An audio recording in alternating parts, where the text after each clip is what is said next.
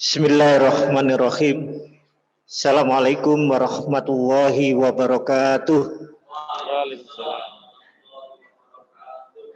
Innal hamdalillah, bapak-bapak, teman-teman, ibu-ibu, dan juga adik-adik yang dirahmati oleh Allah SWT.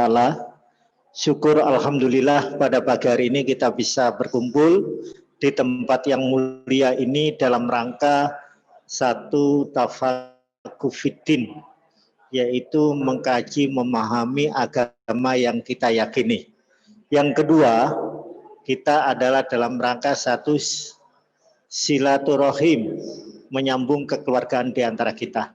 Bapak-bapak dan ibu-ibu, karena waktu, maka pengajian kita akan kita mulai. Dan sebelumnya kami mohon maaf, konsumsi tadi saya itu ngambil, ibunya ngantar kemari, saya ke sono nggak ada orang, jadi nanti saya mungkin mau ke rumah yang bersangkutan.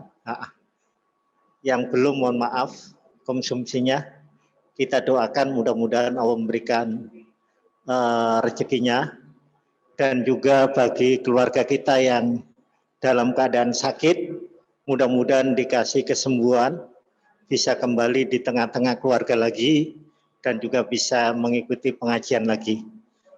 Mari kita buka pengajian kita pada pagi hari ini, yaitu bersama Dr. Muhbib Abdul Wahab MA, yaitu tentang HAM dan Piagam Madinah dalam perspektif Islam.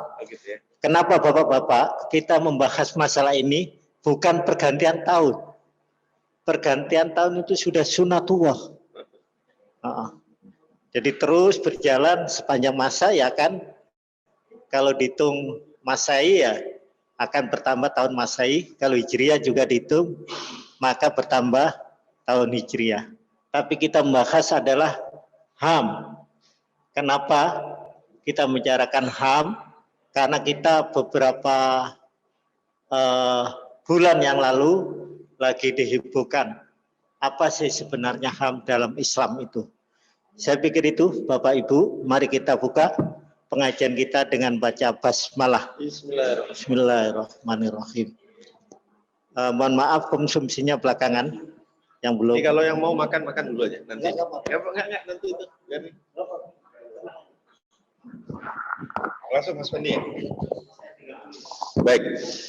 Bismillahirrahmanirrahim. Assalamualaikum warahmatullahi wabarakatuh.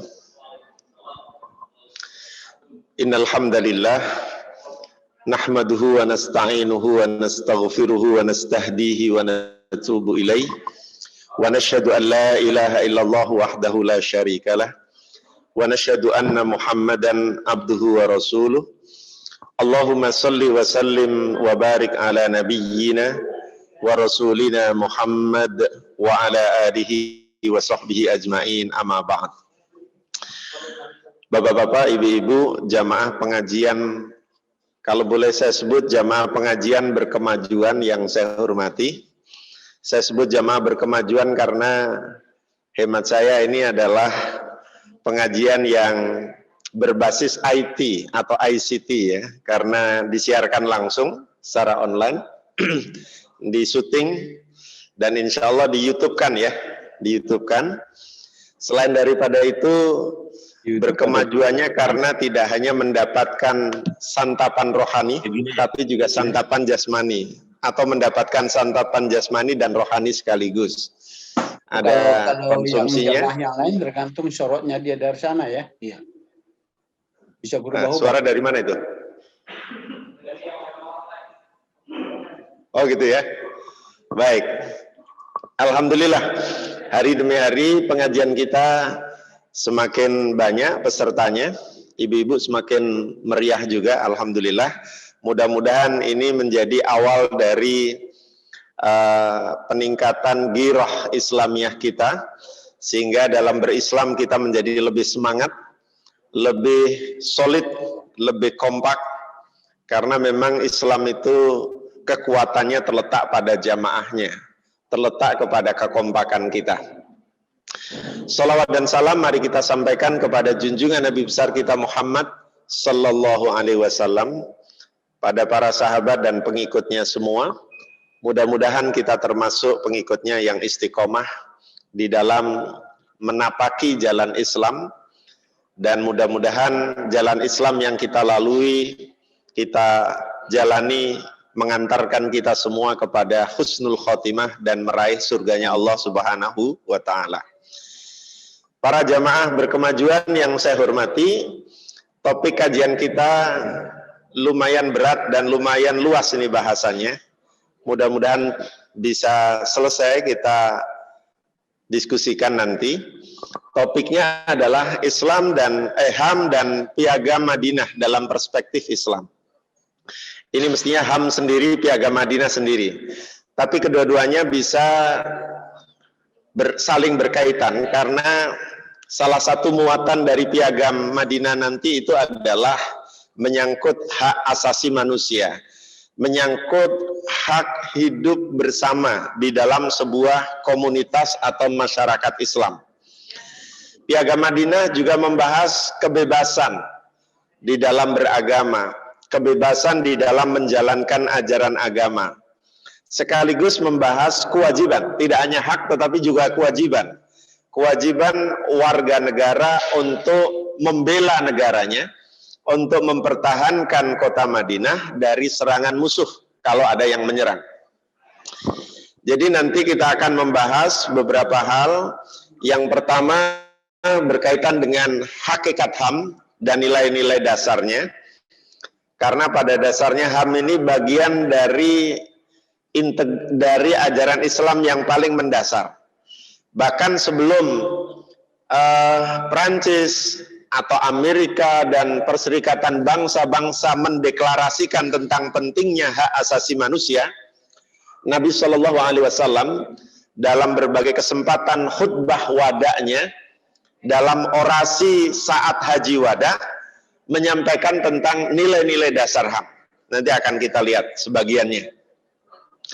Yang berikutnya kita akan bahas mengapa Piagam Madinah dibuat dan diterbitkan oleh Nabi Shallallahu Alaihi Wasallam, supaya kita tidak kehilangan konteks.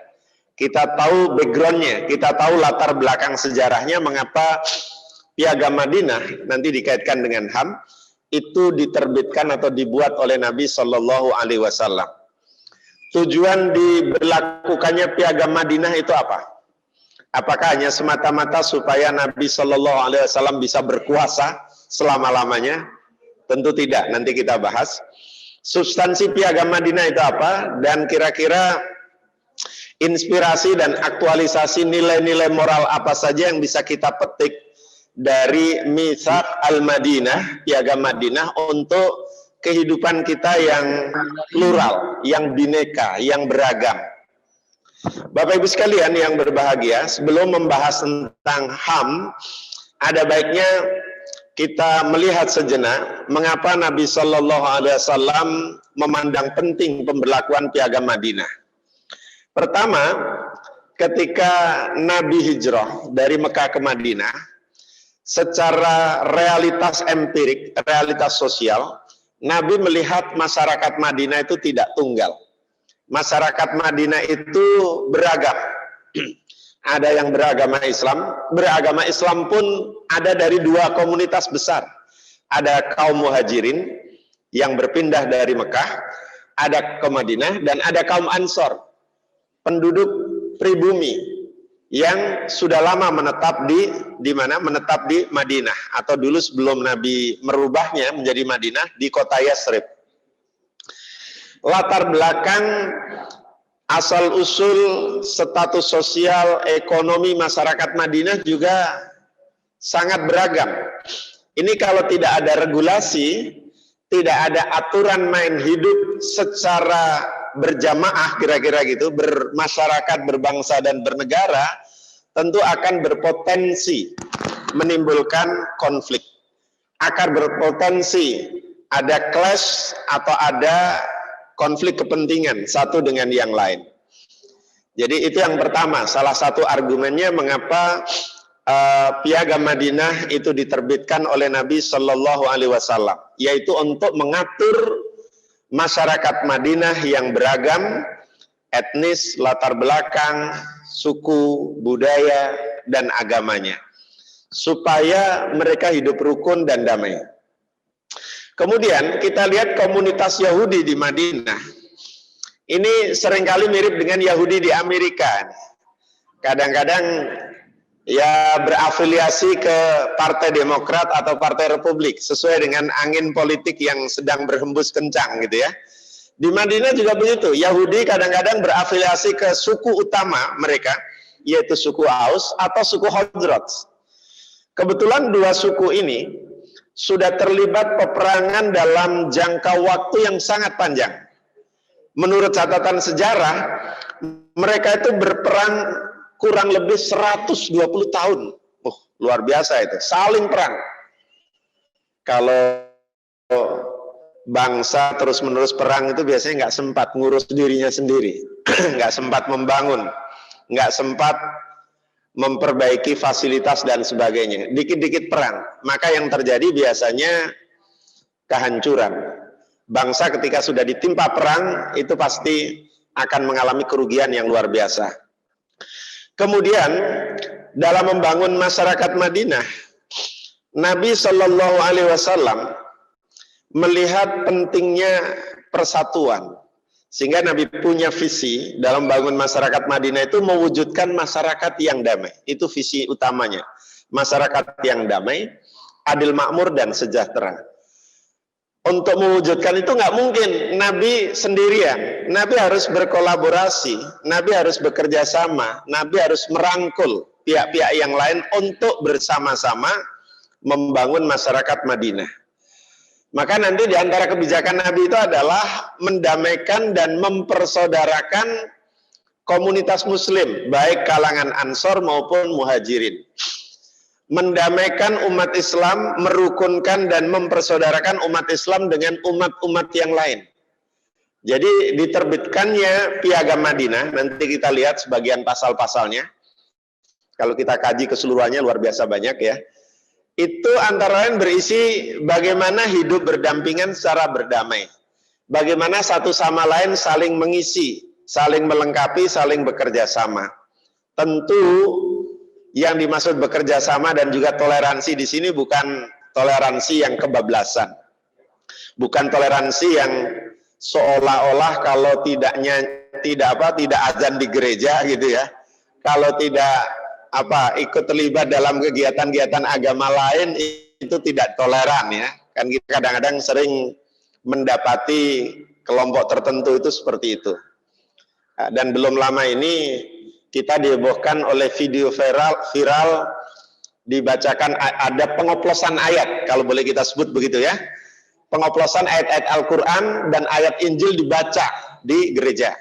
Tentu ini sebuah, kalau menurut iman saya, sebuah penistaan terhadap baik terutama agama Islam. Karena awalnya dibaca ayat-ayat dalam Al-Quran terkait dengan kelahiran Nabi Isa, memang momennya Natal.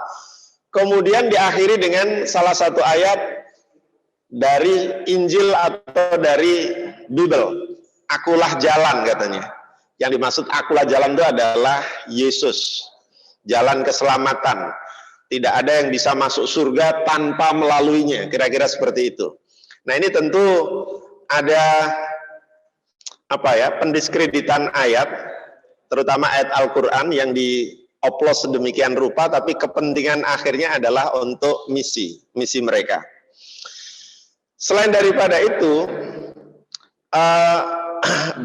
ini ada yang kurang dikit. Nabi sebelum ke Madinah, sebelum hijrah ke Madinah, itu ada perjanjian dulu dengan komunitas masyarakat Madinah. Ini ada yang keliru, 2 baiat ya, ini kurang, baiat ya. Ada bai'ah Aqobah pertama dan bai'ah Aqobah kedua.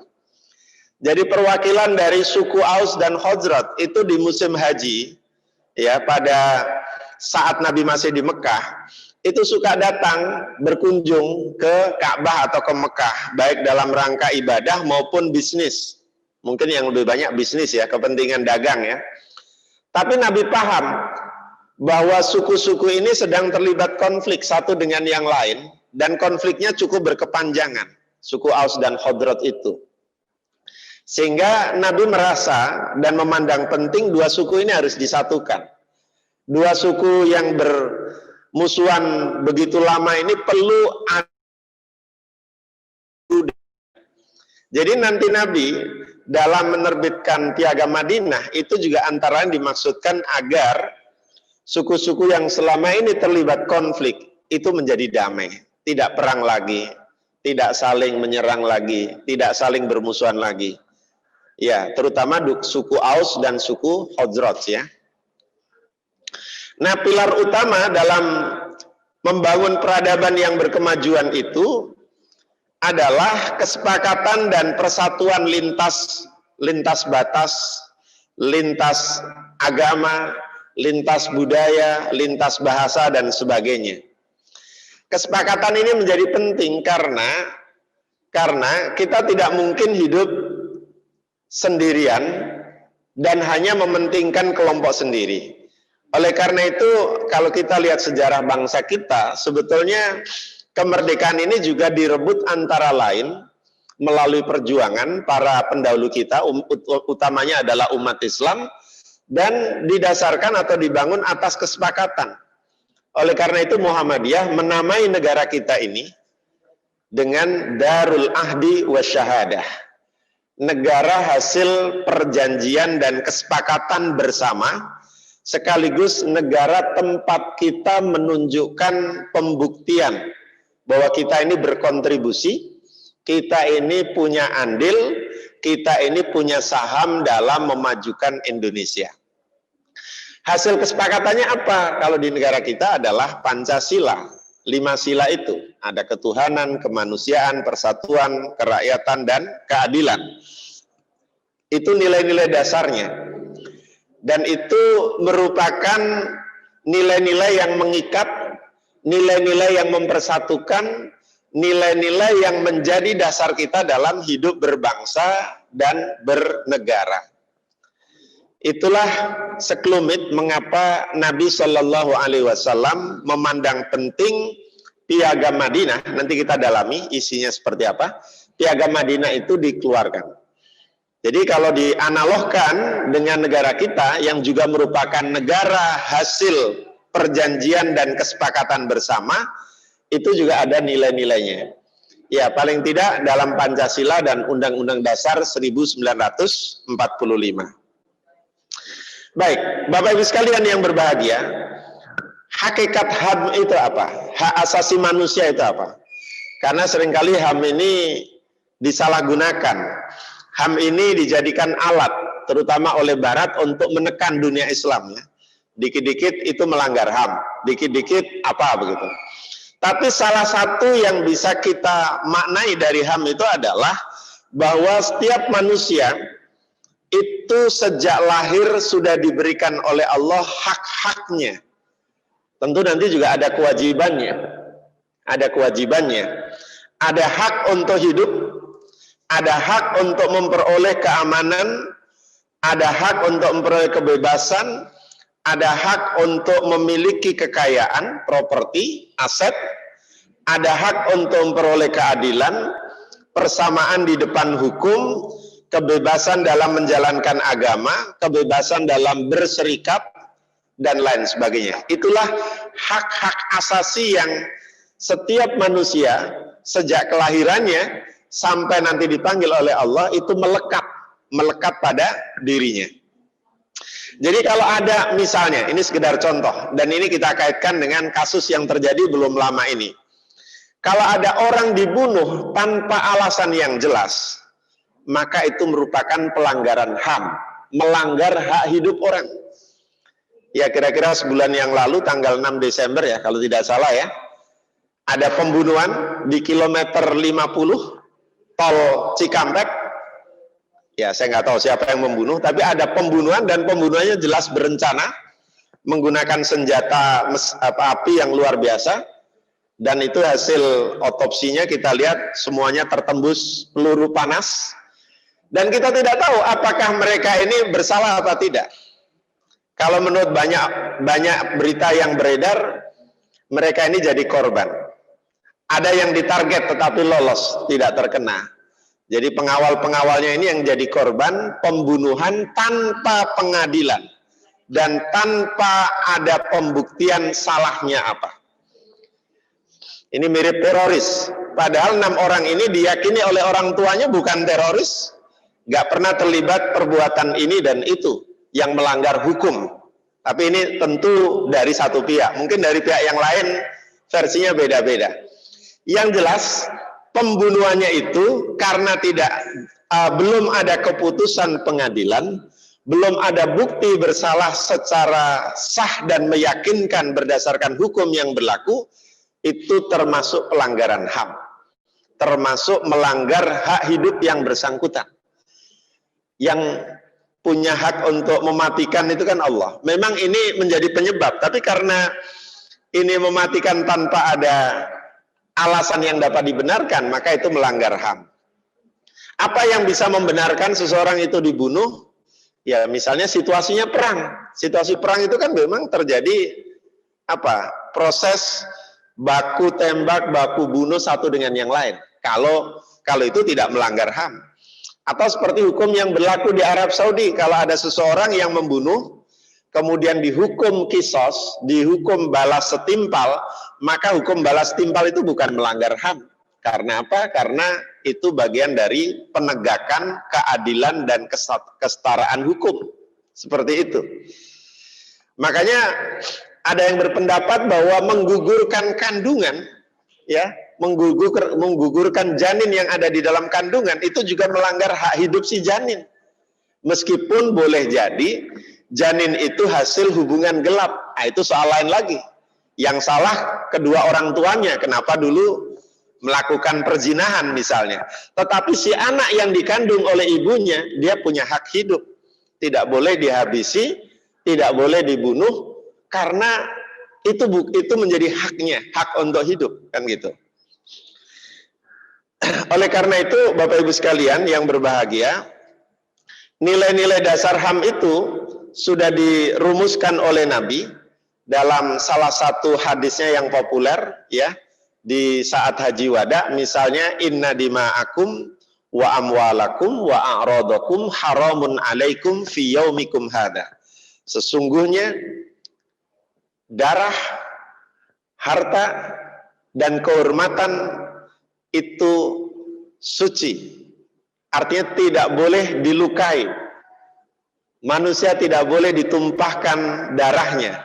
Harta tidak boleh dirampas atau diperoleh dengan cara-cara yang ilegal. Demikian juga kehormatan harga diri manusia. Nah, dari beberapa khutbah, salah satunya tadi, para ulama berpendapat bahwa nilai-nilai HAM yang paling mendasar di dalam Islam dan dimiliki oleh manusia sejak lahir itu adalah yang pertama hakul hayah, hak hidup, hak untuk bisa menikmati kehidupannya. Maka kita nggak boleh mengganggu orang lain, mengganggu hak hidupnya, ya. Yang kedua, hak memperoleh keadilan, hakul adalah. Keadilan ini luas lingkupnya. Keadilan di bidang hukum, keadilan sosial, keadilan ekonomi, dan lain sebagainya. Ya, dan lain sebagainya, ya. Keadilan hukum itu misalnya jangan sampai kalau yang punya kekuasaan itu melakukan pelanggaran hukum, lantas tidak ditindak tegas. Yang kemudian diistilahkan hukum itu tumpul ke atas tapi tajamnya ke bawah gitu. Itu namanya tebang pilih. Tebang pilih itu berarti ketika ditebang, ya, yang jadi korban penebangan itu yang dipilih-pilih saja. Ulama kriminalisasi itu juga bagian dari pelanggaran hak keadilan. Atau biasanya, ini sering muncul di berbagai forum, walaupun sama-sama ulama, kalau ulama A, B, C ini lebih dekat atau lebih memihak kepada yang berkuasa, nggak diutak-atik, didiamkan. Tapi kalau ulama D, E, F, dan seterusnya ini berseberangan, itu yang dihabisi atau yang dikriminalisasi. Saya kira itu juga merupakan sebuah pelanggaran hak pelanggaran HAM terutama dalam kaitan dengan hak keadilan. Demikian juga hak persamaan, hak kemuliaan harga diri, hakul karamah, kemudian hak kepemilikan, hakut tamalluk, ini nggak nyambung ya, kepemilikan, properti. Maka dalam konteks properti, kita harus menghargai hak milik orang lain. Maka kita nggak boleh mengambilnya dengan cara yang ilegal. Misalnya mencuri, korupsi, merampok, dan sebagainya. Ya. Kemudian hak kebebasan, hakul hurriyah. Kebebasan menjalankan ajaran agama sesuai dengan keyakinan, karena itu juga dilindungi oleh hukum maupun dilindungi oleh konstitusi kita. Konstitusi kita, Undang-Undang Dasar 45 itu juga memberikan kebebasan, gitu ya. Jadi kalau ada upaya-upaya memaksakan kehendak, upaya-upaya melakukan tindakan yang melawan hukum, maka itu pada dasarnya melanggar hak kebebasan, hakul hurriyah. Bapak Ibu sekalian yang berbahagia, apa yang dimaksud dengan hak hidup? Kita coba uraikan dikit-dikit dari berbagai nilai dasar tadi. Kita tahu bahwa hidup itu karunia Allah yang harus disyukuri. Kita bersyukur diberikan oleh Allah kesempatan hidup, ya. Meskipun kita tidak pernah tahu berapa lama kesempatan ini diberikan. Ada yang usianya panjang, ada yang sedang, ada yang pendek, ada yang sangat pendek, ya. Ada yang belum lahir sudah meninggal, ada yang baru lahir beberapa hari dipanggil juga oleh Allah. Ada yang sudah cukup tua, sudah lama sakit-sakitan, nggak dipanggil-panggil, ada juga, tapi akhirnya dipanggil juga, ya. Ini adalah hak yang diberikan oleh Allah yang melekat pada kehidupan kita yang tidak boleh diganggu-gugat. Tapi sekali lagi, hak hidup ini harus disyukuri dan dimaknai. Kita diberikan oleh Allah hidup itu untuk apa? Tujuannya apa? Nah, ini tugas kita manusia. Mengapa? Karena kita diberikan oleh Allah piranti lunak, akal, hati, ya, yang tidak diberikan kepada makhluk yang lain. Kalau makhluk-makhluk yang lain, binatang misalnya, itu hidupnya mengikuti selera hawa nafsunya kira-kira. Nggak ada tujuan yang jelas. Yes, pokoknya yang penting bisa memenuhi kebutuhannya. Kira-kira begitu kan? Kalau kita kan bukan hanya sekedar hidup untuk makan atau hidup untuk memenuhi apa yang menjadi kebutuhan kita. Kalau cuman itu ya apa bedanya dengan makhluk Allah yang lain? Kira-kira seperti itu. Kita hidup ini didesain oleh Allah untuk mengabdikan diri kepada Allah Subhanahu wa ta'ala.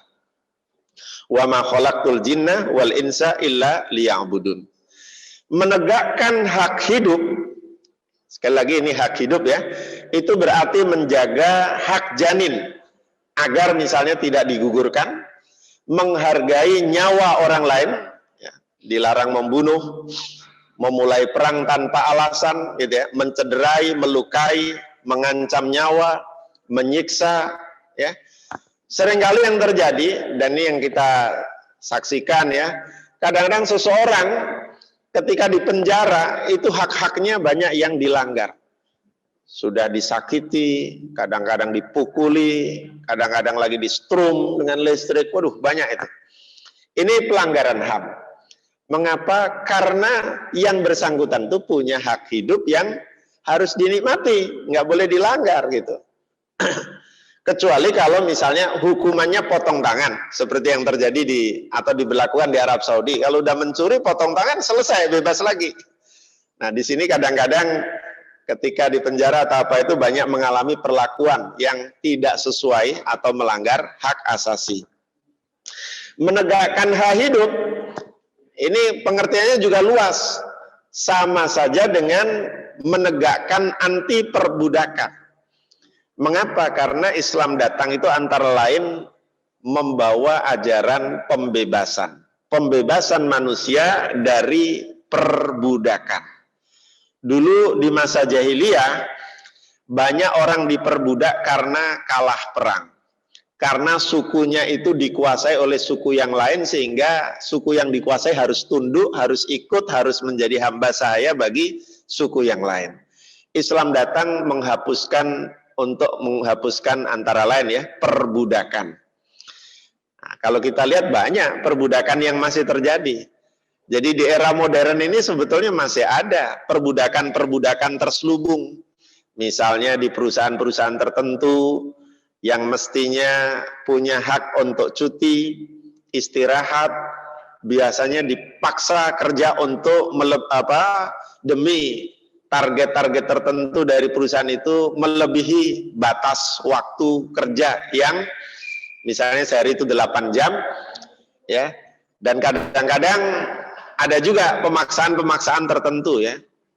Apalagi kalau bosnya itu beda agamanya misalnya, atau beda asal usulnya, dan warga kita ini posisinya hanya sebagai apa misalnya ya, paling bawah gitu dalam strata pekerjaannya, sehingga kadang-kadang banyak terjadi pelanggaran hak asasi di situ. Menegakkan hak hidup berarti anti kekerasan. Tidak boleh ada kekerasan. Ya, kalau seperti pembunuhan kemarin itu melebihi kekerasan. Bahkan sudah menghilangkan nyawa orang. Pemerasan, anti pemerasan, pemerkosaan, penistaan, teror, dan sebaliknya. Menegakkan hidup berarti mengedepankan pola hidup yang damai, yang aman, nyaman, dan tenteram. Karena apa? Karena Islam menghendaki umatnya sesuai dengan spirit Islam itu sendiri. Dinul Islam, dinus salam. Agama Islam itu adalah agama perdamaian. Agama yang cinta damai. Agama yang anti kekerasan dan lain sebagainya. Hak hidup itu juga berarti hak memperoleh sandang, pangan, papan, dan kesejahteraan yang layak. Mengapa? Karena itu yang membuat hidup kita bisa, salah satunya bisa damai, bisa sejahtera, bisa nyaman. Hak untuk bisa bekerja, hak untuk bisa memperoleh penghidupan, hak untuk memperoleh akses layanan ini dan itu. Itulah salah satu makna daripada hak hidup. Di antara dalil-dalilnya, ini antara lain ya, min ajli dzalika katabna ala bani Israila annahu man qatala nafsan bighairi nafsin aw fasadin fil ardi faka'annama qatalan nasa jami'a wa man ahyaha faka'annama ahyan nasa jami'a. Saya garis bawahi di poinnya, man qatala nafsan, siapa yang membunuh satu orang saja, satu nyawa saja, bighairi nafsin, tanpa ada alasan yang dibenarkan, seperti tadi saya sebut perang atau eksekusi mati misalnya, au fasadin fil ard, atau karena sebab dia itu melakukan kerusakan di muka bumi ini. Kerusakan di muka bumi ini banyak, ada yang menyebut ya misalnya seperti illegal logging, atau termasuk korupsi, itu termasuk fasad kategorinya ya. Faka'annama qatalan nasa jami'a. Jadi Al-Quran menyederajatkan pembunuhan satu jiwa itu sama, kurang lebih sama dengan membunuh seluruh umat manusia. Jadi ini luar biasa berat kalau ada yang sampai seperti itu. Sebab apa? Ini sebab merampas hak Tuhan juga. Yang punya hak untuk mematikan dan menghidupkan ini kan Allah. Nah itu dirampas oleh manusia. Nah, ini pelanggarannya luar biasa itu. Kalau tanpa ada alasan yang dibenarkan itu benar-benar melanggar HAM ya. Sebaliknya, waman ahyaha, dan barang siapa yang menghidupkan satu orang saja. Menghidupkan di sini pengertiannya banyak. Para ahli tafsir antara lain, ya kalau misalnya ada anak yang terlantar, kita biayai, kita rawat, kita didik, itu sama dengan menghidupkan. Kalau ada orang yang mungkin ya karena tidak punya keluarga atau apa, ditampung misalnya di rumah apa panti asuhan atau apa, atau anak yatim yang orang tuanya sudah meninggal, itu termasuk waman ahyaha faka'annama ahyan nasa jami'a. Menghidupkan seseorang satu saja itu seperti menghidupkan seluruh umat manusia. Jadi Al-Quran memberikan apresiasi yang demikian tinggi kepada orang yang menjunjung tinggi nilai hak hidup, gitu ya. Oke, di ayat yang lain misalnya dijelaskan ya, wa ma kana lil mu'minin an yaqtula mu'minan illa khata'an. Tidaklah sepantasnya orang mukmin itu membunuh mukmin yang lain kecuali kalau atau karena bersalah. Karena ada pelanggaran-pelanggaran tertentu seperti yang tadi saya sebutkan, mungkin melakukan pembunuhan lalu ada pemberlakuan hukum kisos. Nah, itu boleh. Ya, tentu ini melalui proses ya, proses pengadilan. Wa man qatala mu'minan. Nah, ini siapa yang membunuh mukmin? Nah, ini balasannya atau konsekuensi logis pemberlakuan hukumnya. Fatahriru raqabatin mu'minatin audiyatin musallamatin ila ahlihi. Maka hendaklah dia membebaskan. Nah, ini hukumannya. Dendanya. Membebaskan budak mukminah, budak perempuan. Atau membayar diat. Diat itu denda dalam jumlah tertentu yang kemudian diserahkan kepada ahli warisnya, kepada keluarganya. Itu salah satunya. Jadi Bapak Ibu sekalian, ini cukup banyak ayat-ayat dan hadisnya, nggak saya baca, tapi intinya salah satu bentuk pelanggaran HAM itu adalah membunuh. Maka hati-hati, jangan sampai membunuh baik secara fisik maupun yang lain. Membunuh secara fisik berarti menghabisi atau mencabut nyawanya, kira-kira gitu, melalui aksi tertentu ya, apakah menembak atau meracuni dan sebagainya. Kita punya banyak sejarah dan pengalaman ya. Ada yang diracuni di pesawat tempo hari itu, Munir, ada yang ditembak, ada yang macam-macam lah. Baik, Bapak Ibu sekalian yang berbahagia, dari beberapa ayat dan juga hadis Nabi, misalnya inna dima'akum haramun, ya, itu kita dapat aktualisasikan, dapat wujudkan dalam kehidupan ini dalam bentuk apa? Pertama, dalam bentuk perintah atau aksi yang positif, dan dalam bentuk larangan, aksi negatif. Misalnya hak hidup itu diwujudkan dalam bentuk menciptakan rasa aman. Itu berarti kita menegakkan hak hidup bagi orang lain. Menciptakan rasa aman itu seperti apa? Ya, saya kira mudah saja. Kalau kita lingkungan kita ini kita jaga dengan baik, masing-masing warganya ikut berpartisipasi dalam menjaga keamanan, itu sudah menciptakan rasa aman. Tapi kalau misalnya di antara warga itu banyak berulah, ya, melakukan hal-hal yang tidak terpuji, mendatangkan rasa kekhawatiran, gitu misalnya, maka itu berarti tidak menciptakan rasa aman. Larangan negatifnya atau negatifnya misalnya melakukan kekerasan. Misalnya saja KDRT, kekerasan dalam rumah tangga. Itu kan berarti tidak menimbulkan rasa aman di dalam rumah itu sendiri, gitu kan? Mewujudkan perdamaian. Ya, bila perlu dalam sebuah komunitas seperti RT RW ini selalu ada misalnya pertemuan rutin, silaturahim antar warga. Sehingga dengan begitu ada rasa saling kenal, saling menghargai, saling menghormati, sehingga kerukunan dan kedamaian bisa diwujudkan secara bersama-sama. Yang berikutnya, merawat janin. Nah, berarti larangannya apa? Aborsi, bunuh diri, itu juga dilarang. Wala taqtulu anfusakum, ya. Bunuh diri itu salah satu tindakan yang melanggar hak asasi dirinya sendiri dan melanggar hak Allah. Membudayakan hidup sehat, asri, dan harmoni. Itu pemaknaan dari hak hidup.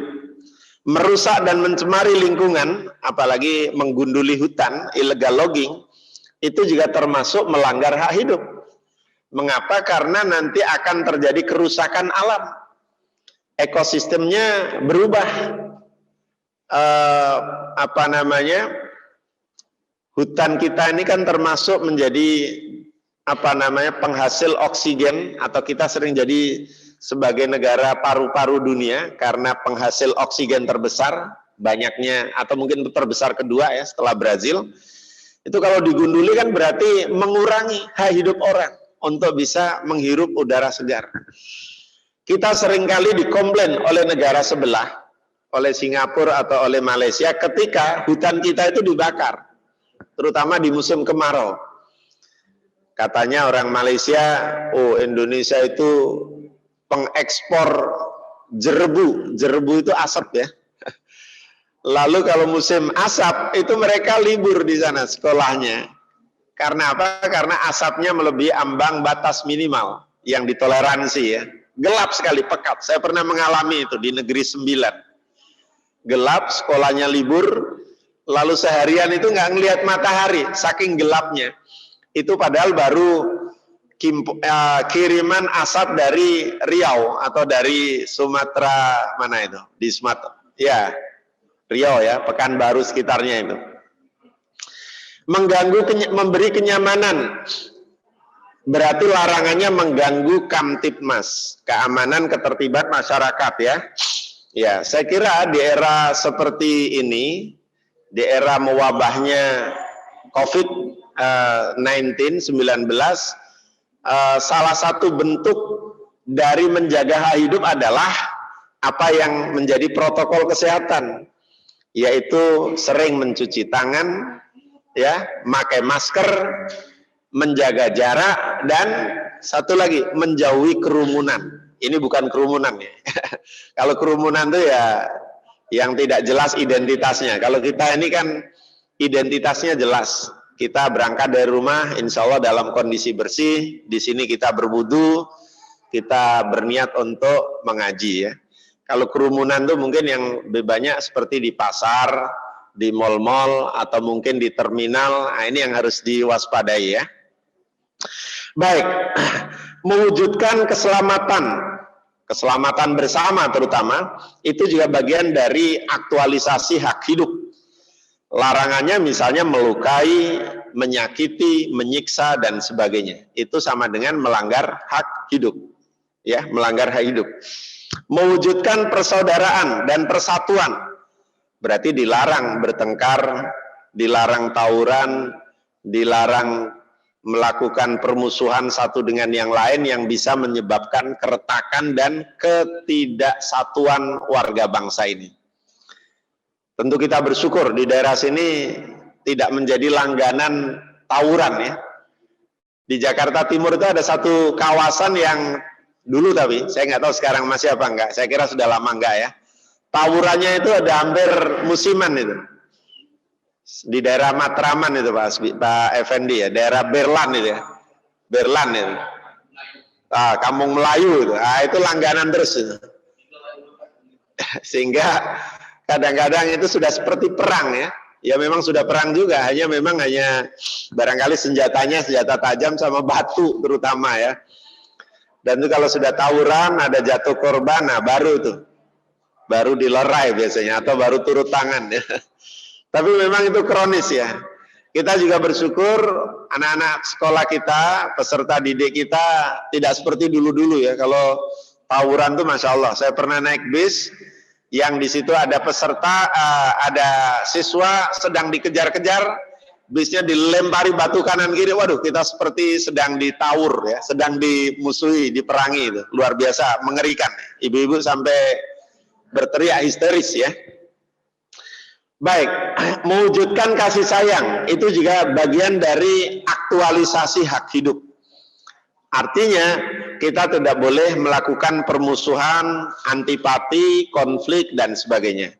Ya memang potensi konflik selalu ada, tapi bagaimana kita bisa mengelola agar jangan sampai kalau ada konflik itu kemudian dilampiaskan dalam bentuk kekerasan dan sebagainya. Bapak Ibu sekalian yang berbahagia, itulah hak hidup. Demikian juga hak berkeadilan, hak untuk memperoleh keadilan. Tadi saya sudah menyebut keadilan di bidang hukum, pendidikan, sosial, ekonomi, budaya, politik, beragama, kesehatan, hubungan internasional dan sebagainya. Itu juga perlu kita tegakkan sedemikian rupa dalam interaksi sosial kita dalam kehidupan bermasyarakat, berbangsa, dan bernegara. Saya kira nanti dalilnya bisa dibaca ya, kan sudah di ini ya. Antara lain misalnya, innallaha ya'muru an tu'addul amanati ila ahliya wa idza hakamtum bainan nasi an tahkumu bil adl. Itu salah satunya. Hak untuk menikmati harga diri dan kemuliaan. Setiap orang itu punya harga diri, punya harkat dan martabat yang harus dijaga. Makanya Nabi marah besar ketika ada seorang sahabat yang membuli Bilal. Bilal itu awalnya budak, mohon maaf ya, yang warna kulitnya itu beda dengan yang lain. Nah, ketika ada sahabat memanggil, hei negro, kamu jangan apa gitu ya, Nabi marah karena itu bagian dari bentuk pelanggaran HAM terhadap harga diri seseorang. Makanya kemudian banyak hadis yang mengatakan innallaha la yanduru ila suwarikum wala ila asamikum walakin yanduru ila qulubikum wa a'malikum. Allah itu nggak melihat, Allah itu nggak menilai kalian dari tampangnya, dari rupanya. Dalam riwayat yang lain dari warna kulitnya, dari status sosialnya, tidak. Tetapi yang dilihat, dinilai oleh Allah adalah hatinya, keimanan dan ketakwaannya, amal solehnya, wa a'malikum, dan amal solehnya. Jadi dengan demikian, setiap orang berhak untuk mendapatkan penghargaan sebagaimana layaknya. Tidak boleh digelari dengan gelar yang tidak baik, tidak boleh dipanggil dengan panggilan yang buruk, karena itu sama dengan mendoakan keburukan. Hak harga diri dan kemuliaan ini juga terkait dengan perlakuan yang manusiawi, ya, manusiawi. Kadang-kadang ada ya pembantu misalnya PRT dalam rumah tangga yang ditempatkan di tempat yang nggak layak, di gudang misalnya, yang banyak kecoaknya, banyak tikusnya, lembab, pengap, gitu kan? Atau seringkali kita mendapati PRT kita di luar negeri, entah di Arab Saudi, di Hong Kong, di Cina, di Malaysia, di Singapura, disiksa oleh majikannya. Mungkin karena melakukan kesalahan kecil, tapi siksanya jauh lebih besar, gitu. Sampai disetrika, ada juga yang dijorogin, ini jatuh dari lantai berapa gitu. Ini kadang-kadang kebangetan. Ini termasuk pelanggaran HAM juga. Di samping hak hidupnya tadi dilanggar ya, kemuliaannya juga dilanggar. Hak untuk terbebas dari tuduhan buruk itu juga tidak boleh. Maka kita jangan gampang menuduh juga, karena itu akan memperburuk citra yang bersangkutan atau citra diri kita kalau ternyata tuduhan itu keliru. Oke. Kemudian hak untuk tidak dihina, dicaci maki atau digelari dengan sebutan atau gelar yang buruk. Jadi hati-hati juga ya, memberi label, memberi stempel seseorang ya. Jadi kalau kita tiba-tiba, hei si pemabok, padahal kita belum tahu apakah dia itu pemabok atau enggak gitu, atau pemalas gitu ya. Jangan-jangan malas beneran tuh kalau dipanggil begitu ya. Kita lebih baik husnudzonnya. Hai sayang, hai anak hebat, padahal mungkin nggak hebat bener ya, tapi nggak apa-apa, itu justru bagian dari cara kita memotivasi dan membuat anak itu semangat, kan gitu kan. Dia akan bilang dalam, oh ternyata saya ini dipanggil hebat ya, maka dia akan berusaha untuk menjadi hebat beneran. Hak untuk tidak dibunuh karakternya, karakter assassination ya. Seseorang ini karakternya adalah misalnya dia pecinta seni ya. Nah, dia harus diberi kebebasan untuk bisa menyalurkan bakat minatnya itu. Jangan dibunuh gitu ya. Karakternya dia ini adalah orang yang menyukai hal-hal yang berbau keterampilan misalnya, elektronik misalnya. Silakan itu dikembangkan sesuai dengan potensi yang ada. Karena itu menjadi haknya. Dan Allah memberikan setiap manusia ini berbeda-beda karakter dari segi perilakunya maupun potensi dasarnya. Ada yang kecenderungannya di seni, ada yang kecenderungannya di elektronik, ada yang di sosial, ada anak itu yang gampang bergaul ya, seperti anak-anak kita ini, ada yang punya banyak teman, tapi ada juga yang jago kandang gitu, bergaulnya susah, itu juga ada. Ya memang begitulah keunikan kita ya, kita hargai sebagai bagian dari fitrah, bagian dari potensi yang diberikan oleh Allah kepadanya. Bapak Ibu sekalian yang berbahagia, ini dalil-dalilnya saya tidak bacakan, nanti dibaca sendiri. Hak persamaan ini juga penting. Karena apa? Karena setiap manusia itu tidak boleh didiskriminasi, diperlakukan secara tidak adil. Hak untuk mendapatkan perlakuan yang sama di depan hukum, itu hak persamaan ya, itu mutlak sebetulnya. Meskipun dalam prakteknya seringkali hukum itu bukan membela yang benar, yang dibela yang bayar biasanya ya, walaupun mungkin ya nggak semua ya. Banyak perkara-perkara itu yang ujung-ujungnya, loh kok cuman begitu, padahal kasusnya gede banget. Korupsi sekian M, bebas. Yang maling apa, atau yang ngambil kayu di hutan yang harganya nggak seberapa, dihukum berbulan-bulan gitu. Iya, atau ngambil coklat yang jatuh, ya gitu. Ini memang kadang-kadang luar biasa ya, nurani keadilan hukum ini kadang-kadang sudah mati. Mengapa sudah mati? Karena ya nenek-nenek atau yang orang miskin yang berperkara itu nggak bisa membayar perkaranya dengan sesuai yang diharapkan, sehingga hukumannya diperberat gitu ya. Sementara mereka yang berperkara dan berduit tebal itu bisa mempermainkan atau bahkan bisa membeli putusan itu sendiri, Inilah yang disinyalir oleh Nabi, umat terdahulu itu binasa, antara lain ketika yang berperkara itu orang yang terhormat, yang punya jabatan, punya duit dan sebagainya, itu dibiarkan. Dibiarkan artinya tidak diproses bagaimana mestinya, atau diadili hanya pura-pura saja. Sementara kalau orang kecil, rakyat jelata, tersangkut masalah hukum, itu kemudian diperkarakan sedemikian rupa. Hukum ditegakkan sekeras-kerasnya, kira-kira seperti itu. Sehingga wajar ada ungkapan di dalam masyarakat, kalau kita kehilangan kecurian kambing, lapor untuk ditegakkan hukumnya, kita tambah kehilangan sapi. Jadi bukannya kambingnya kembali, kita malah tambah kehilangan sapi, karena ngurus perkaranya itu menjadi lebih mahal, biayanya lebih banyak. Itu seringkali muncul begitu di masyarakat. Hak untuk memperoleh kesempatan dan kesamaan dalam belajar, mengembangkan ilmu pengetahuan, berkarya, memperoleh hak paten dan sebagainya. Memperoleh kesamaan pelayanan kesehatan dan keamanan, itu juga penting. Oleh karena itu Bapak Ibu sekalian, ini juga saya lewati dalil-dalilnya. Hak kepemilikan ini juga penting kita pahami bersama. Kita semua punya hak untuk mendapatkan pekerjaan yang halal dan baik. Tentu sesuai dengan kemampuan kita ya, profesi kita ya. Tentu tidak boleh memaksakan juga, oh saya harus bekerja sebagai supir, padahal nggak bisa nyupir, nanti malah membahayakan keselamatan orang lain. Ya.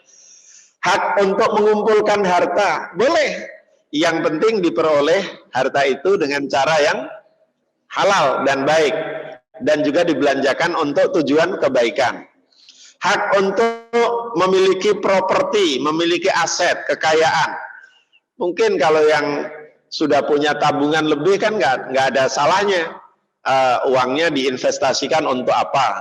Untuk tanah, untuk kendaraan, untuk logam mulia dan sebagainya. Yang penting dizakati, yang penting dibersihkan. Hak yang menjadi hak orang lain itu ditunaikan.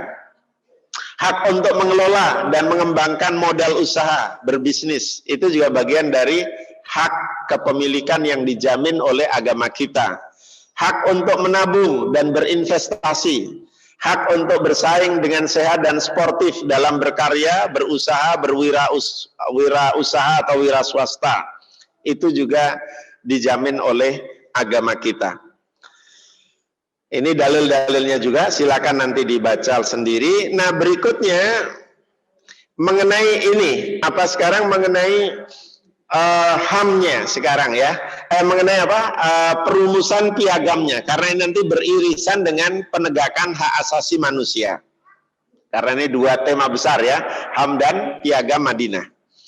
Bapak Ibu sekalian yang berbahagia, kita tahu bahwa langkah pertama Nabi setelah bertemu dengan masyarakat Madinah adalah mempersaudarakan kaum Muhajirin dan kaum Ansor.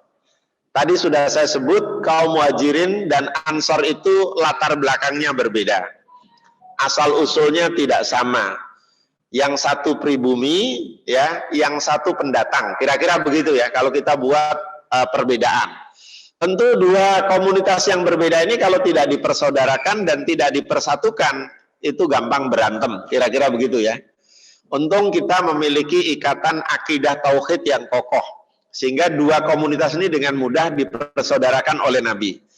Tapi jangan lupa bahwa sebagian masyarakat Madinah itu juga non-muslim, tidak beragama Islam. Nah, nanti komunitas yang muslim dengan non-muslim ini juga dipersatukan oleh Nabi melalui, antara lain nanti melalui piagam atau dokumen kontrak sosial namanya Mitsaqul Madinah. Setelah mempersaudarakan kaum muslimin, Nabi lalu menyatukan seluruh kelompok Yahudi dengan perjanjian yang sering disebut aliansi dan kebebasan beragama. Jadi Nabi paham betul realitas masyarakat Madinah itu penduduknya tidak satu golongan atau satu agama, tapi ada juga yang beragama lain, terutama Yahudi. Yang paling banyak ini Yahudi. Mungkin ada Nasrani yang di luar dikit Madinah, Nasrani dari Najran ya misalnya. Ini juga termasuk dalam kategori yang nanti lingkupnya masuk di perjanjian ini, masuk di Mitsaq al-Madinah.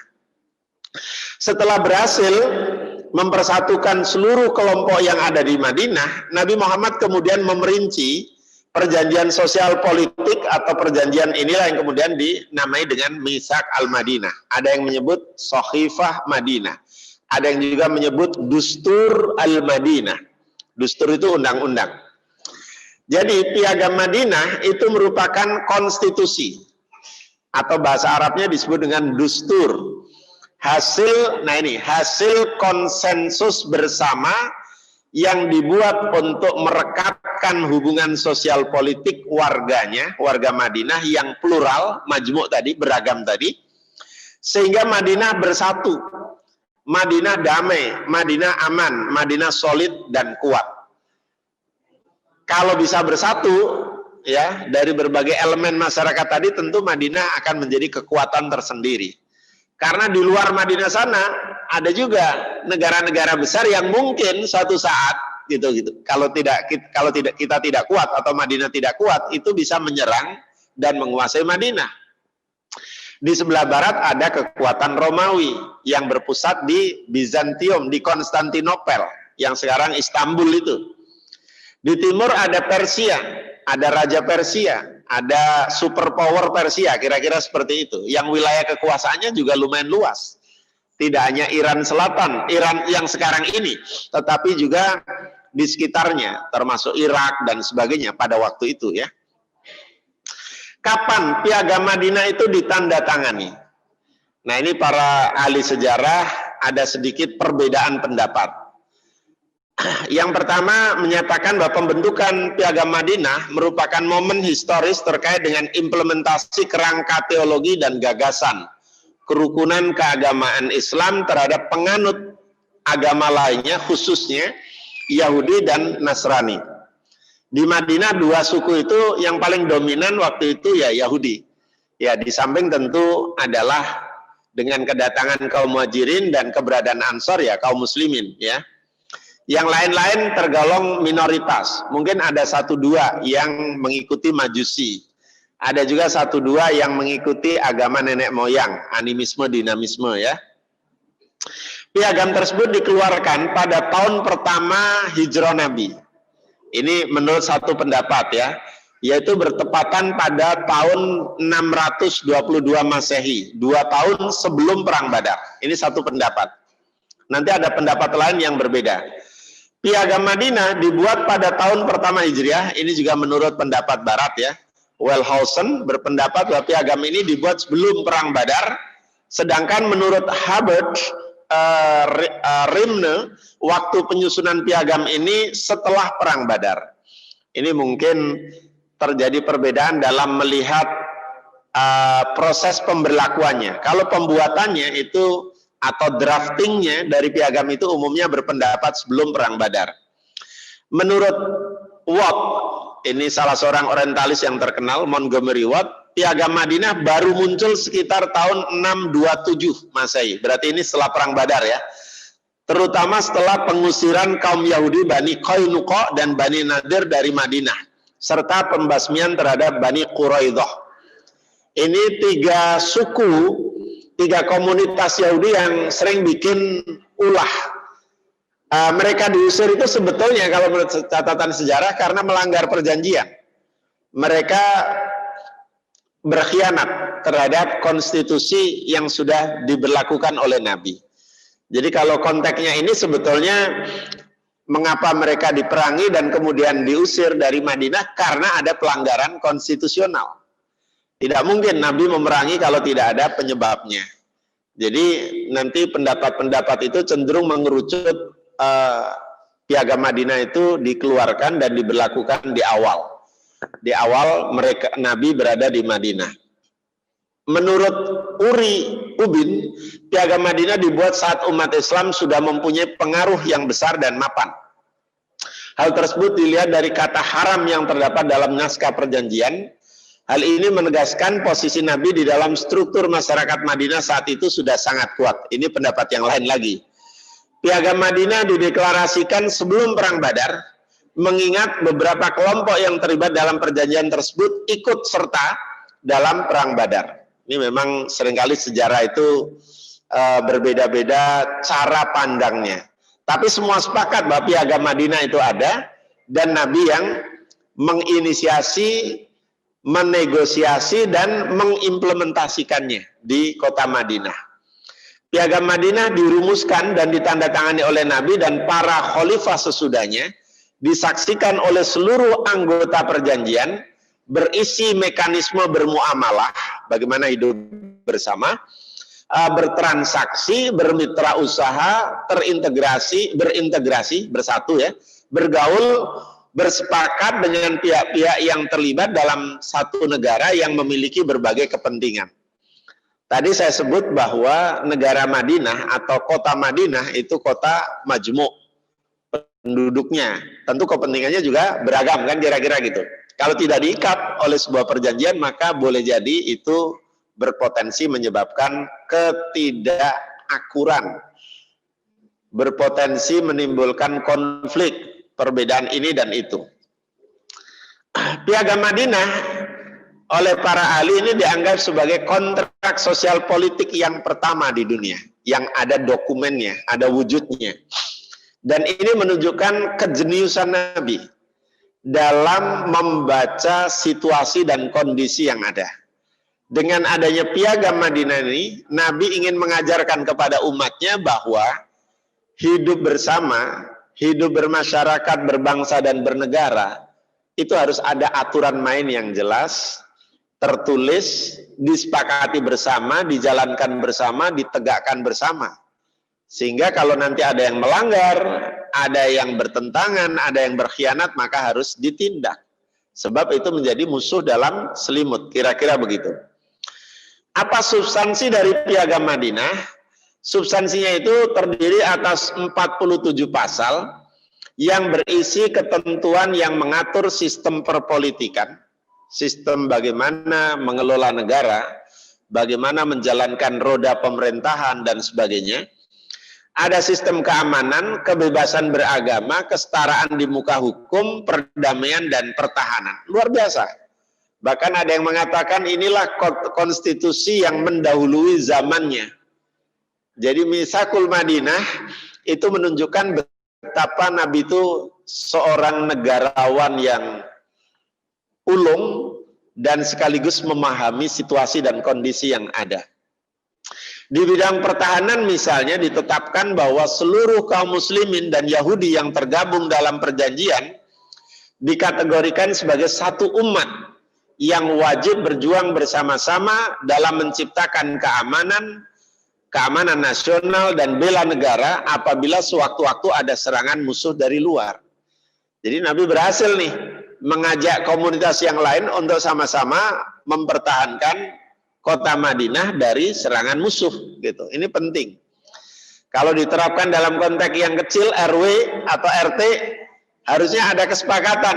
Pokoknya kalau ada apa-apa harus dihadapi bersama, ditanggulangi bersama. Kalau ingin aman ya keamanan harus dijaga bareng-bareng. Bila perlu gantian ronda. Kecuali kalau ada satpam yang diberi upah, ditunjuk sekian banyak orang dan mengamankan komplek kita misalnya. Dalam kebebasan beragama misalnya dinyatakan siapapun yang berbuat zalim dan jahat, baik dari kalangan muslimin maupun Yahudi, ini dalam konstitusinya ada, Mitsaqul Madinah ada, tidak boleh dilindungi oleh siapapun. Ya karena berbuat jahat harus ditindak, ditegakkan hukum kepadanya. Bahkan harus ditentang bersama-sama. Kaum muslimin dilarang main hukum sendiri, bersekongkol dengan pihak lawan. Selama tidak melakukan pelanggaran, kelompok Yahudi dan sekutunya berhak atas perlindungan dari negara dan jaminan dari negara. Jadi Nabi ingin betul-betul melalui Mitsaq Al-Madinah ini menegakkan supremasi hukum dan keadilan untuk semua, bukan keadilan untuk kelompok tertentu.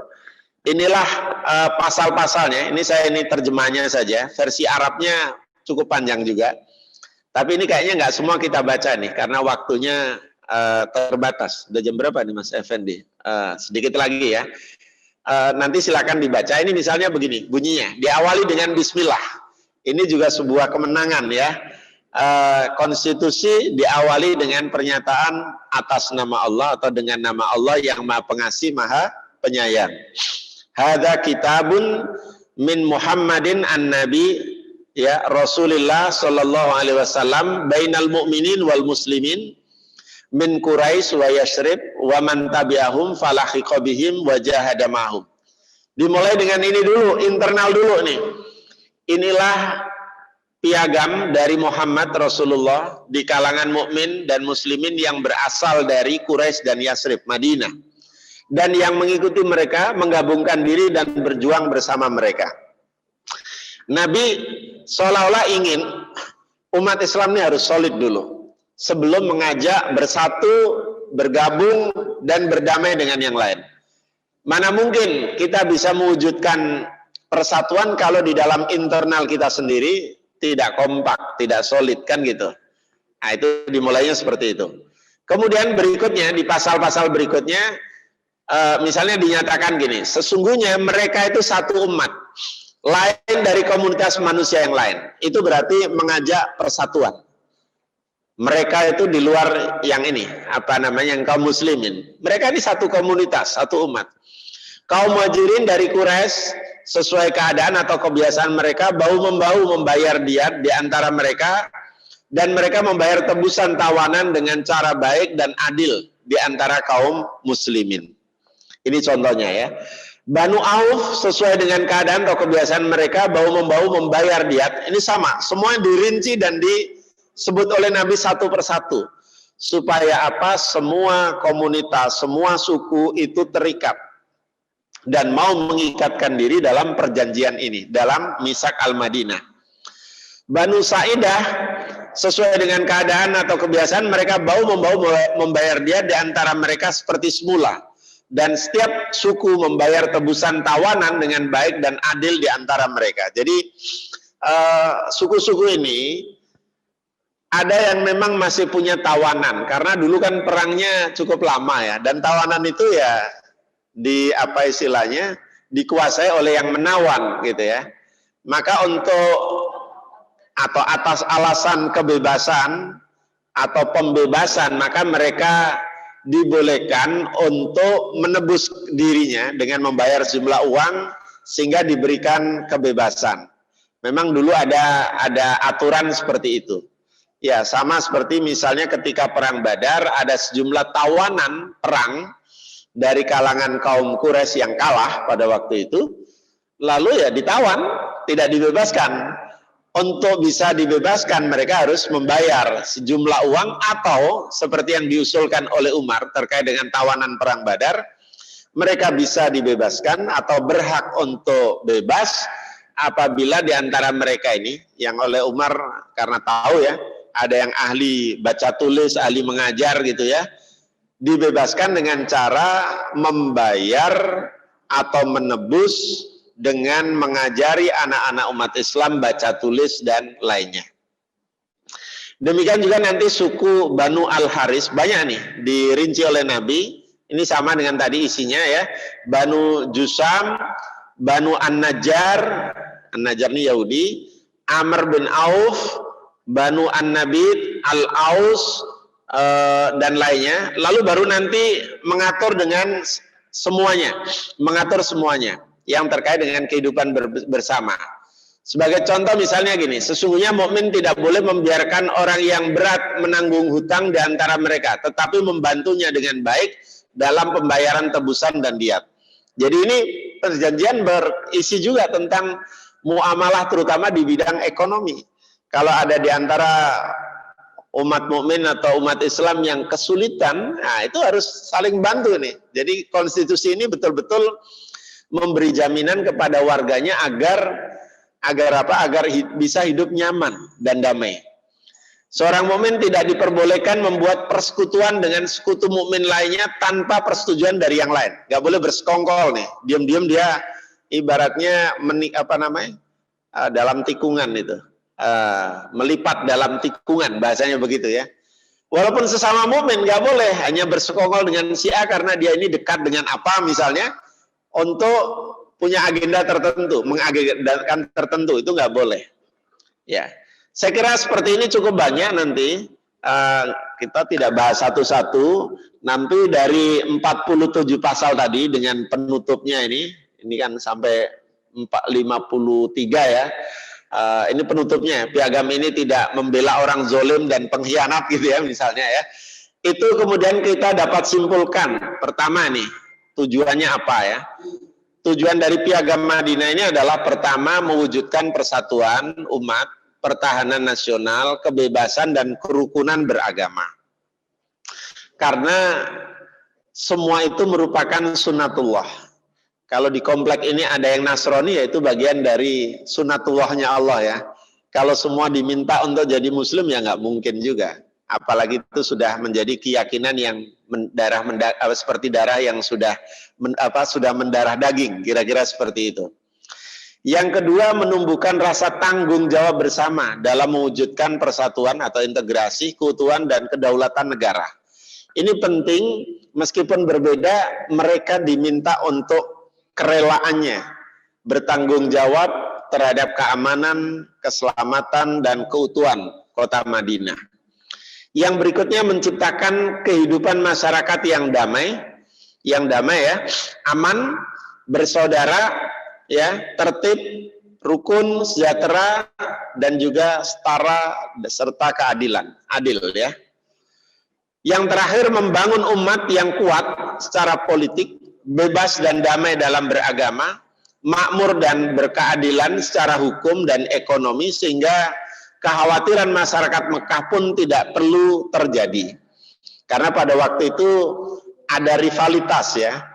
Tempat kelahiran Nabi yang kemudian ditinggalkan, ini kan mereka merasa masih ada dendam ya terhadap umat Islam. Sehingga nanti salah satu kasus penyebab dari perang Badar itu karena antara lain para kafilah dagangnya kaum kafir Quraisy ini ada yang melanggar aturan kalau tidak salah dalam melintasi wilayah Madinah.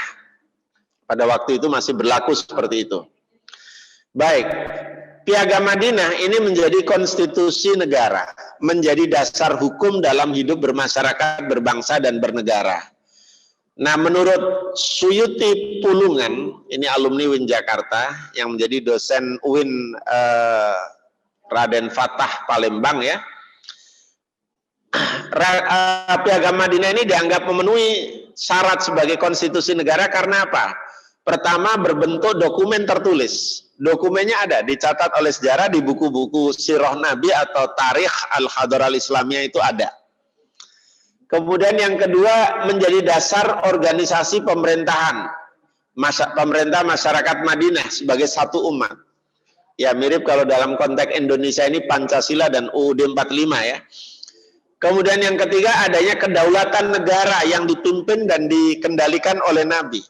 Nabi di Madinah ini tidak hanya menjadi pemimpin agama, menjadi rasul semata, tetapi juga menjadi pemimpin negara. Karena itu di beberapa buku seperti yang ditulis oleh Montgomery Watt, salah seorang sarjana dan orientalis barat, Nabi itu bukan hanya seorang kepala agama atau pemimpin agama, tapi juga kepala negara, statesman. Jadi bukan hanya pemimpin agama ya. Yang ketiga yang keempat adanya ketetapan prinsip-prinsip pemerintah yang bersifat fundamental. Seperti misalnya mengakui adat istiadat masyarakat Madinah, berarti ini Piagam Madinah itu berorientasi atau berwawasan kearifan lokal. Mengakui hak-hak hidup individu dan menetapkan kewajiban-kewajiban bagi masyarakat. Jadi Bapak Ibu sekalian yang berbahagia, dengan belajar hak asasi manusia dan Piagam Madinah ini, kita berusaha untuk bisa menangkap pesan-pesan luhurnya. Pesan luhur atau nilai-nilai moral universal dari Piagam Madinah ini antara lain ini yang bisa kita petik ya. Pentingnya persatuan umat dan bangsa. Kalau nggak bersatu bisa berpecah belah itu. Kita bersyukur Indonesia ini wilayahnya kalau diletakkan di benua Eropa itu bisa menutupi London sampai Spanyol, kira-kira begitu. Seluas itu, tapi alhamdulillah kita bisa bersatu dan tetap berada di bawah lingkungan atau di bawah panji NKRI. Bayangkan Eropa itu tidak luas, tetapi negaranya sangat banyak dan ada yang kecil-kecil. Ada yang kecil-kecil itu. Ya, Denmark itu juga nggak seberapa gitu ya. Finlandia itu yang terkenal dengan pendidikannya yang bagus itu juga negara kecil tuh. Swedia, Finlandia. Yang paling besar paling hanya Spanyol, itu agak lumayan, Jerman gitu ya. Yang lain-lain kecil-kecil ya. Ada nilai yang kedua, persaudaraan kemanusiaan. Jadi melalui Piagam Madinah Nabi dan sekaligus penegakan HAM di kota Madinah, Nabi mempersaudarakan mereka. Maka saya kira persaudaraan yang ingin ditegakkan dan diikat oleh Nabi itu adalah al-ukhuwah al-insaniyah atau al-basyariyah. Kalau di antara internal kita itu sudah pasti al-ukhuwah al-imaniyah atau al-ukhuwah al-islamiyah gitu. Lalu persamaan derajat di depan hukum atau persamaan perlakuan ya. Perdamaian, hidup harmoni, rukun antar umat beragama serta kebebasan beragama. Jadi ini beririsan betul dengan nilai-nilai hak asasi manusia tadi.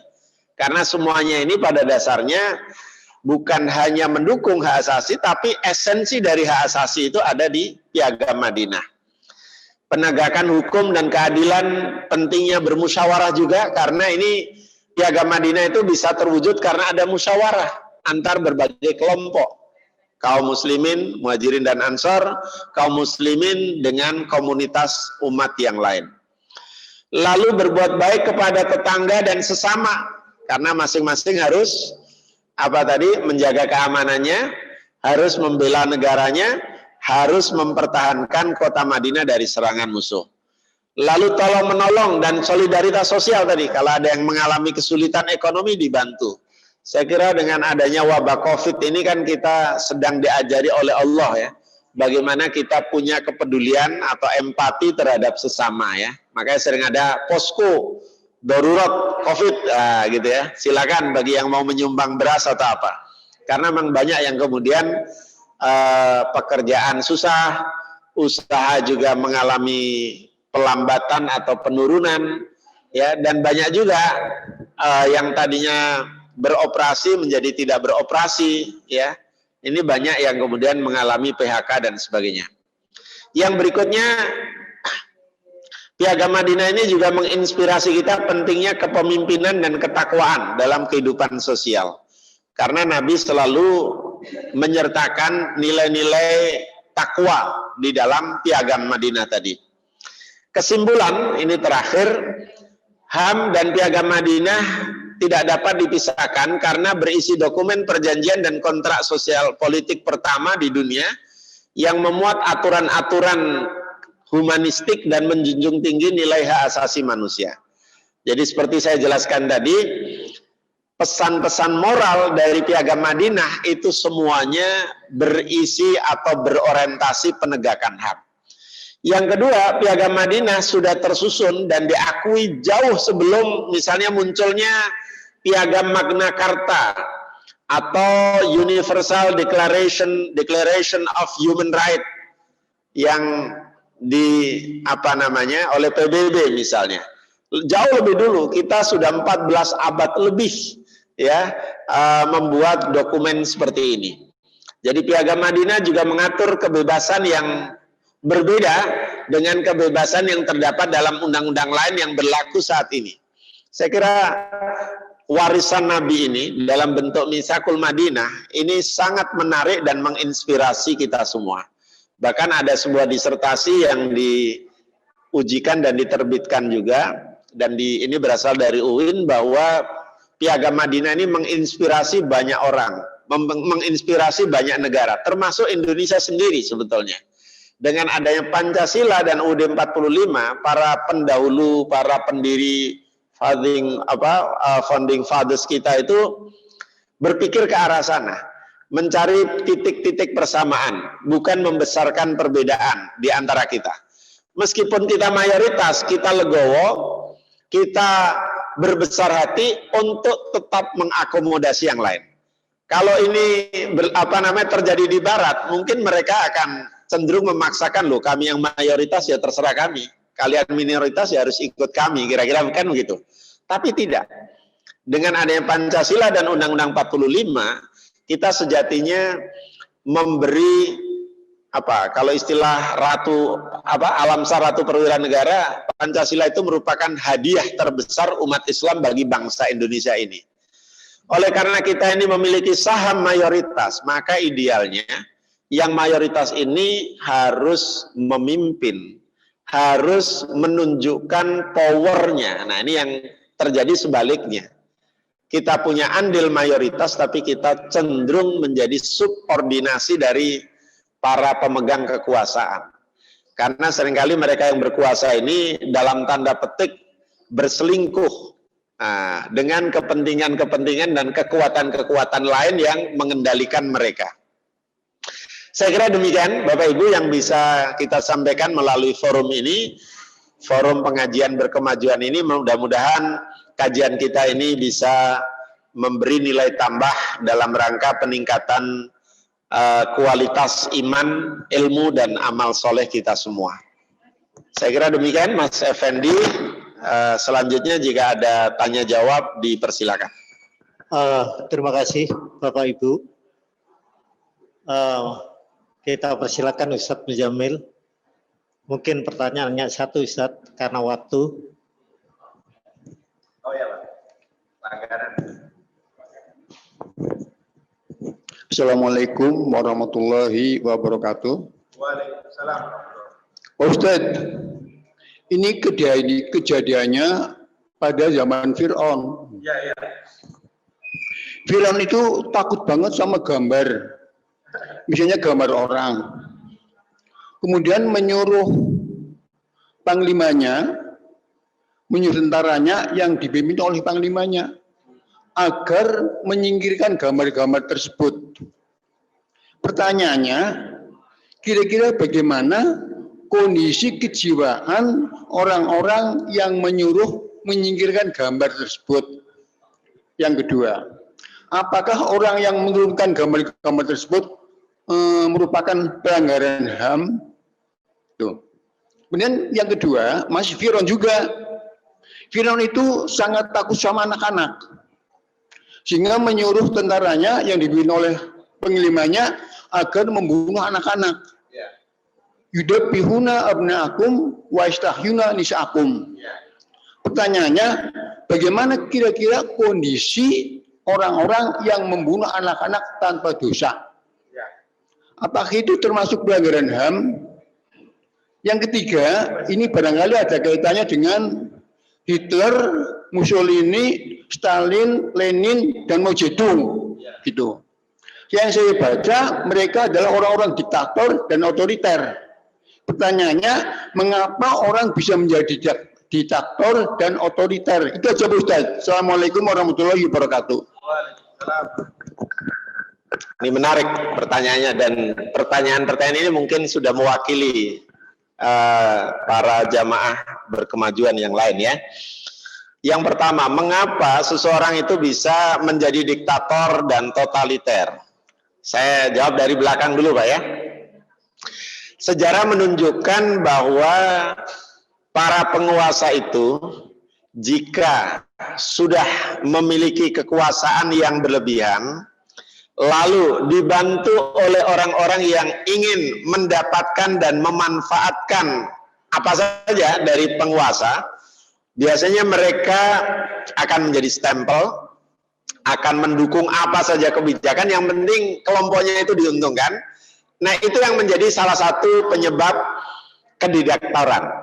Fir'aun, ini lagi-lagi Quran itu mengulang kisah Fir'aun itu di banyak surat dan ayat. Ini menunjukkan kalau ada kisah seperti ini akan terus berulang dan terus terjadi di dalam sejarah perkembangan pasca Fir'aun.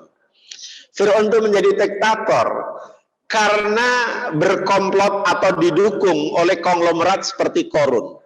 Yang penting Korun itu menguasai ekonominya, kira-kira gitu. Lalu didukung oleh aristokrat atau birokrat yang suka menjilat dan berkhianat, yaitu Haman. Haman itu ya mirip-mirip menteri serba bisa lah di masanya gitu ya. Dan dia suka menjadi stempel, dan apa saja yang dititahkan oleh Fir'aun itu diamini, disetujui gitu ya. Termasuk tadi Fir'aun mimpi, wah kekuasaannya ini akan roboh, akan jatuh karena seorang laki-laki. Maka kemudian mimpi buruknya itu diwujudkan dalam bentuk kebijakan. Wah, kalau semua bayi laki-laki nggak dibunuh, ini jangan-jangan nanti ada di antara mereka ini yang nanti ketika sudah besar merongrong dan merobohkan kekuasaannya. Lalu ditambah lagi ada Bal'am. Bal'am ini juga agamawan, atau bahasa sekarangnya kira-kira ulama, tapi ulama usu, ulama yang tukang menyetempel atau tukang mendukung kebijakan zalim Fir'aun. Ditambah satu lagi, masa Fir'aun itu kolaborasi dan jangan kolaborasi lah, koalisinya itu koalisi hebat sebetulnya ya. Ada dengan ekonom atau konglomerat tadi Korun, ada dengan aristokrat atau politisi yang nakal dan suka menjilat, ada Haman, ada agamawan atau ahli agama tapi yang menyimpang. Ada satu lagi, yaitu para tukang sihir. Para tukang sihir. Para tukang sihir ini, kalau zaman sekarang itu mirip buzzer, yang dikit-dikit menyerang orang dengan cara memberitakan atau cara memelintir berita. Jadi kalau yang nggak disukai, sebut saja misalnya kalau di DKI ini yang nggak disukai Anies ya, gubernur ya, pokoknya apa saja yang berbau Anies itu negatif aja bawaannya di koran. Anies gagal lah, Anies nggak becus lah, kinerja Anies itu buruk dan banyak sekali. Padahal kalau dilihat penghargaan dan perubahan yang diperoleh atau diwujudkan di masanya, saya kira belum ada tandingannya dengan gubernur yang lain. Seringkali wartawan luar negeri itu mengira Anies itu presiden Indonesia. Atau ada yang mengatakan Anies itu adalah gubernur rasa presiden gitu ya. Nah, tukang-tukang sihir ini itu juga bawaannya pengennya dapat hadiah terus, dapat sesuatu dari Fir'aun gitu ya. Nah, ini juga sama, kita sering dengar itu para buzzer itu anggarannya miliar-miliaran hanya untuk yang begitu-begitu aja. Jadi kediktatoran itu disebabkan karena ada kolaborasi dengan kelompok-kelompok lain yang sama-sama jahatnya. Kalau dia sendiri saja mungkin nggak bisa bertahan lama, nggak bisa bertahan lama. Mohon maaf, Pak Harto itu bisa lama berkuasa, atau nanti termasuk juga Marcos, itu karena ada dukungan militer, ada dukungan MPR, DPR yang ya sudah pokoknya Pak Harto lagi kan gitu kan. Sehingga konstitusinya menjadi apa ya, tidak dipatuhi dengan baik. Maka dengan adanya tempo hari amandemen bahwa presiden itu apa, dibatasi maksimal 2 periode, itu kemudian membuat misalnya proses suksesi itu berjalan mulus dan tidak melahirkan diktator. Relatif tidak lah, paling tidak di era SBY ya 2 periode tapi berjalannya smooth, kira-kira begitu, lancar gitu ya, tidak mau menambah. Nah ini belakangan ini mulai digulirkan, apa salahnya presiden 3 periode gitu. Saya nggak tahu nih siapa yang memulai ini ya. Nah ini kan mulai otak-atik. Jadi kalau ada kolaborasi antara misalnya pemerintah eksekutif, kemudian legislatif, yudikatif, semuanya di ini, dan partai-partai politik itu bisa rawan melahirkan totalitarianisme atau diktator baru. Lebih-lebih kalau aparat keamanan dan penegak hukum diperalat oleh penguasa. Demikian juga Namrud, di masa Namrud menjadi raja diktator juga karena ada dukungan orang-orang terdekatnya. Dan semua kebijakan yang dikeluarkan Namrud diamini, gitu ya, diamini. Makanya kediktatoran itu lebih disebabkan selain faktor ambisi personal, juga karena ada yang menjilat dan memanfaatkan seseorang itu ke penguasa itu dari kanan kirinya, itu. Nah, kalau dikaitkan dengan kebijakan tadi, membunuhi anak-anak laki-laki, itu jelas pelanggaran HAM, itu jelas menghabisi atau menghabisi hak hidupnya. Oleh karena itu maka kebijakan yang dilakukan oleh Fir'aun itu juga akan terus berulang, dan itu selalu ada dalam perjalanan sejarah. Kalau ada misalnya tempo hari mungkin kita pernah dengar ya, Saddam Hussein itu kan cukup lama juga berkuasa di Irak ya. Ada keluarga dekatnya yang pada waktu berobat, dan berobatnya di luar negeri, di Jordan kalau tidak salah, itu kan konon kabarnya pejabat ini masih keluarga dekat sebetulnya, membocorkan rahasia tertentu kepada CIA Amerika. Dan itu mungkin diketahui oleh Badan Intelijen negara Irak, sehingga begitu sembuh dan kembali masuk ke wilayah Irak, belum jauh dari perbatasan udah langsung dihabisi semua. Nah seperti itu, hal-hal seperti itu juga sering terjadi dalam politik kekuasaan, sehingga sekali lagi membunuh anak-anak, termasuk juga tadi apa, gambar-gambar ya, kalau itu dianggap sebagai bagian dari pencitraan yang merugikan penguasa, ya memang cenderung akan seperti itu, dibredel semua. Saya kira di masa Pak Harto itu juga banyak koran-koran yang menjadi korban dari kekuasaannya Pak Harto ya, dibredel izin terbitnya, nggak boleh terbit kan? Dulu pernah ada, sebelum media Indonesia itu apa dulu ya, korannya Surya Paloh juga kalau nggak salah. Saya lupa itu nama korannya, itu juga dibredel. Atau koran apalagi itu juga tidak boleh terbit. Atau di zaman sekarang nggak usah jauh-jauh, acaranya Karni Ilyas itu, ILC itu, kan beberapa kali kalau mau mengangkat tema yang agak sensitif itu kan nggak diizinkan tayang itu. Nah, seperti itu. Jadi di dalam konteks ini sudah mulai ada pengebiran, dikebiri ya kebebasan berpendapat, kebebasan menyatakan pendapatnya gitu ya. Jadi ketiga hal tadi yang Bapak tanyakan ini sebenarnya satu rangkaian semua, yaitu praktik pelanggaran HAM atas nama atau untuk melanggengkan kekuasaan, sehingga kelanggengan kekuasaan itu menjadi bukan hanya menjadi awal ya, menjadi praktek dari kediktatoran itu sendiri. Lebih-lebih kalau yang berkuasa itu menganggap dirinya sudah seperti Tuhan. Fir'aun itu kan saking berkuasanya, yang tadinya bukan Tuhan, dia kepada rakyat Mesir ya memproklamirkan diri sebagai ana rabbukumul a'la, akulah Tuhan kalian yang maha tinggi gitu ya. Sampai-sampai untuk meyakinkan kepada rakyatnya, dia berkolaborasi dengan Haman minta dibuatkan bangunan tinggi yang kemudian jadi piramid gitu ya.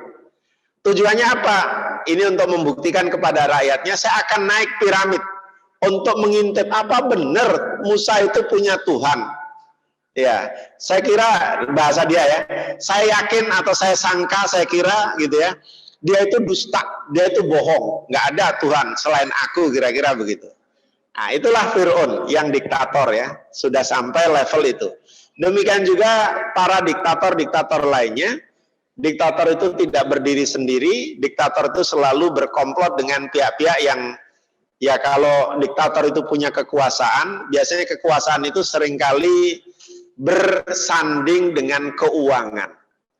Maka tidak salah, maka ada kan sebagian dari warga bangsa ini yang kemudian memplesetkan bukan ketuhanan yang Maha Esa, tetapi keuangan yang Maha Kuasa. Nah, jadi kekuasaan dan keuangan itu seringkali melahirkan diktatorisme. Di samping satu lagi ya, militarisme. Kan dalam bahasa Quran disebut al-mala ya, para pejabat tinggi, para teknokrat, para pemegang kekuatan militer dan sipil itu juga ikut melestarikan kekuasaan, militarisme. Sehingga militer yang seharusnya menjadi aparatur negara, menjadi alatnya negara, itu kemudian menjadi alatnya penguasa, dibajak untuk kepentingan kekuasaannya, kan gitu. Nah, itulah kira-kira Pak, faktor-faktor yang menyebabkan orang itu jadi diktator gitu ya. Dan yang lain yang nggak sesuai dengan keinginannya dihabisi semua. Kira-kira seperti itu. Termasuk membunuh anak-anak, gambar-gambar dan lain sebagainya. Saya kira begitu Pak ya. Mudah-mudahan bisa terjawab ya, walaupun mungkin tidak pas ya. Terima kasih. Terima kasih Ustadz Dr. Mufid, dan juga ada jamaah kita dari luar yang memantau, Bapak Anwar Aulia. Assalamualaikum Pak Anwar Aulia. Waalaikumsalam warahmatullahi wabarakatuh. Ada yang mau ditanyakan Pak sebelum kita tutup? Ya memang udah terwakili tadi Bapak Amir tadi Ustaz ya.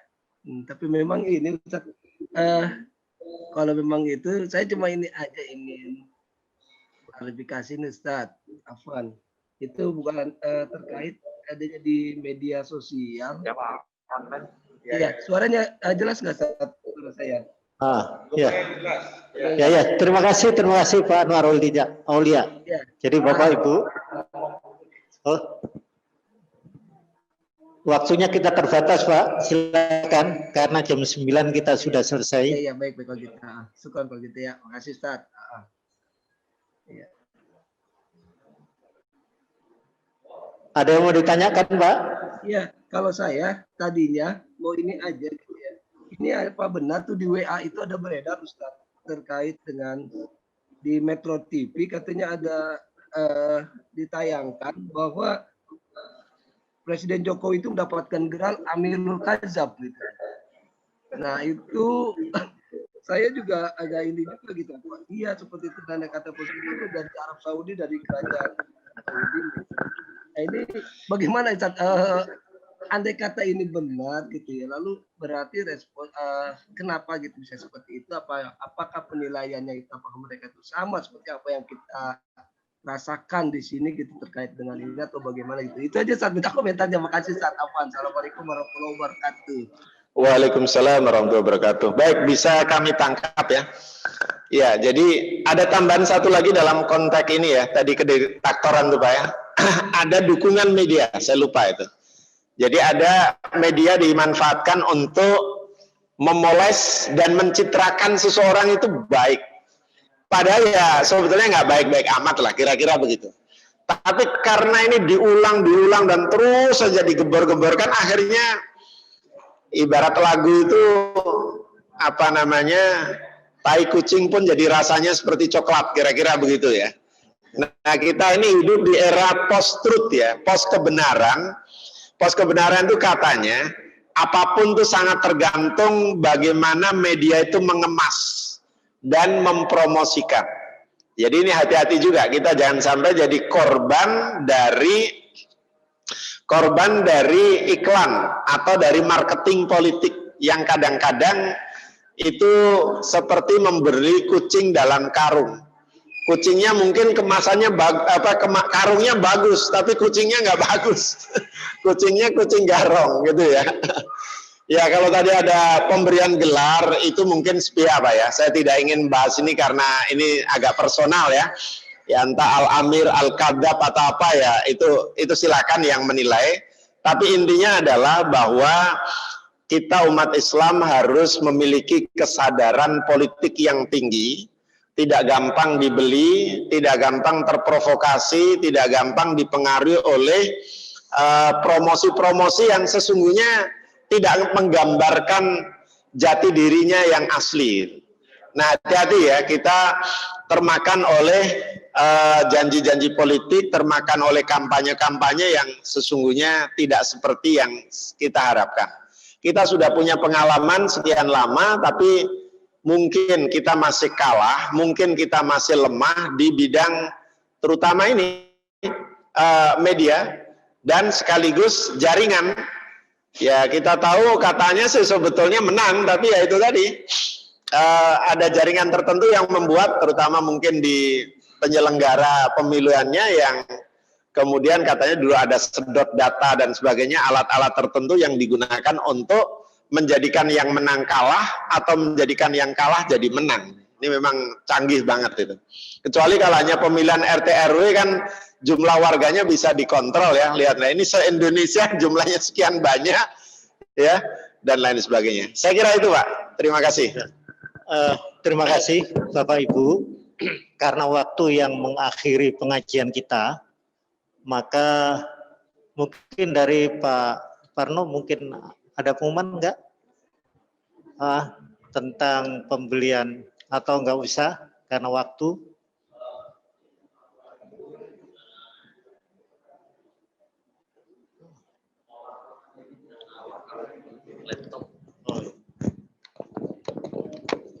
Assalamualaikum warahmatullahi wabarakatuh.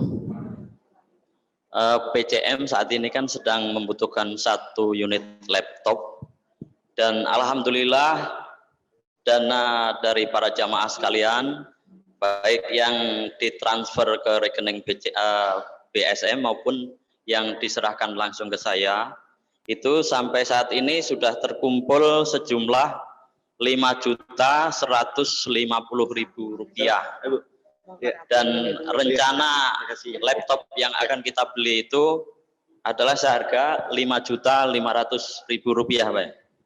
Nah, demikian yang bisa saya laporkan. Mudah-mudahan apa yang Bapak Ibu jamaah sekalian titipkan kepada BCM, mudah-mudahan menjadikan ladang amal dan mendapatkan imbalan yang berlimpah dari Allah Subhanahu wa taala. Demikian yang bisa saya sampaikan. Wassalamualaikum warahmatullahi wabarakatuh. Waalaikumsalam. Terima kasih Bapak Ibu. Jadi kita insya Allah akan beli laptop baru dan dana sudah mencukupi, tinggal ditambah beberapa ratus ribu. Terima kasih Bapak Ibu. Kami terima kasih kepada Bapak Thohir yang telah mempersiapkan konsumsi pada pagi hari ini.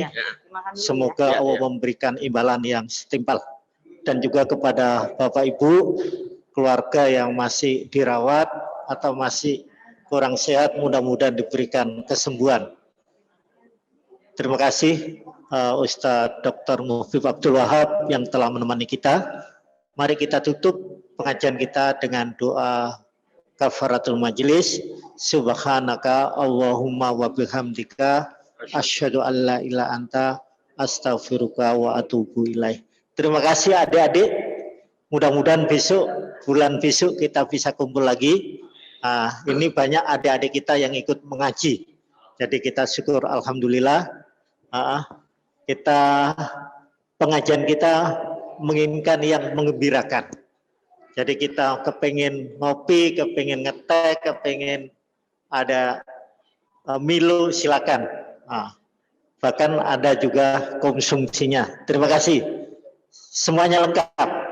Terima kasih. Assalamualaikum warahmatullahi wabarakatuh. Waalaikumsalam.